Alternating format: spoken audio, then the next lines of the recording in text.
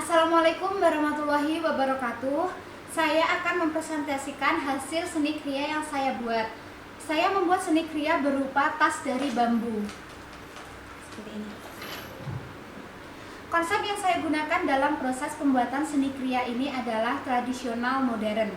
Saya di sini membutuhkan bahan-bahan dan alat sebagai berikut. Yang pertama, saya akan menjelaskan tentang bahan yang saya gunakan dalam proses pembuatan seni kriya. Yang pertama adalah bahan utama yang saya gunakan dalam proses pembuatan tas bambu ini adalah bambu apus. Kenapa saya memilih bambu apus? Apa sih yang istimewa dari bambu apus ini? Bambu apus ini memiliki kualitas yang lebih baik daripada bambu-bambu pada umumnya. Bambu apus memiliki kualitas yang sangat kuat, elastis, dan sangat mudah dibentuk sesuai dengan keinginan kita. Yang kedua adalah plitur. Plitur ini adalah bahan terakhir dalam proses pembuatan seni kriya. Dan yang ketiga adalah kawat tembaga. Keempat adalah lem G. Kelima, monte. Monte ini kenapa saya memilih monte yang berwarna putih? Karena di sini saya selain mengusung konsep tradisional, saya juga mengusung konsep modern, sehingga saya memilih monte yang berwarna putih. Kemudian ada benang nilon sebagai pengait daripada monte ini. Ini buat merajut monte tersebut.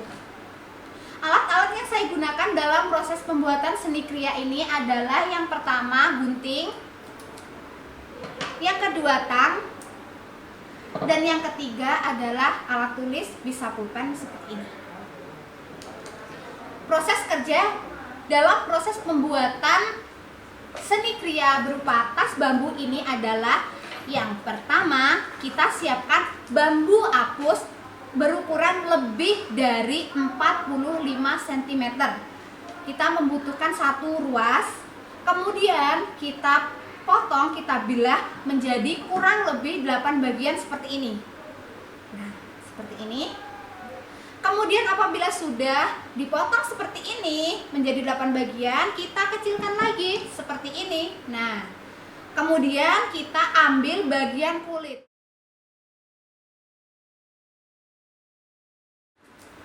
Kemudian kita potong bambu seperti ini.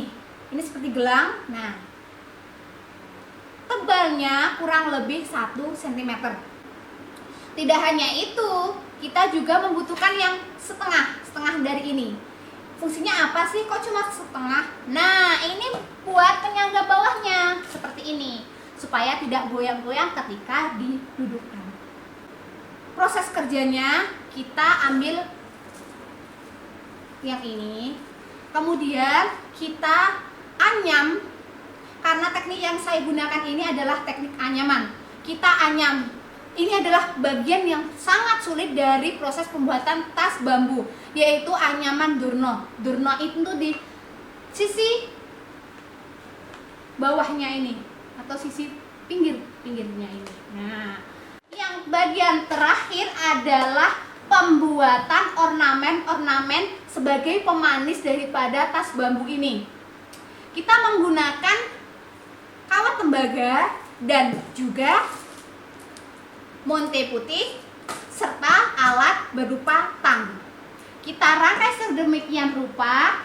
Untuk proses akhirnya adalah kita membuat cantolan untuk menenteng tas ini. Ini adalah hasil dari tas bambu yang saya buat. Bisa dilihat. Nah, ini adalah bagian samping kanan dan juga samping kirinya. Ini adalah bagian bawahnya. Sangat menarik bukan? Dan juga ada tutupnya. Wow, ini bisa dibuka. Dalamnya ini juga longgar sekali, sehingga kita bisa memasukkan barang-barang kita seperti handphone dan lainnya seperti ini. Nah, sekian presentasi dari saya. Wassalamualaikum warahmatullahi wabarakatuh.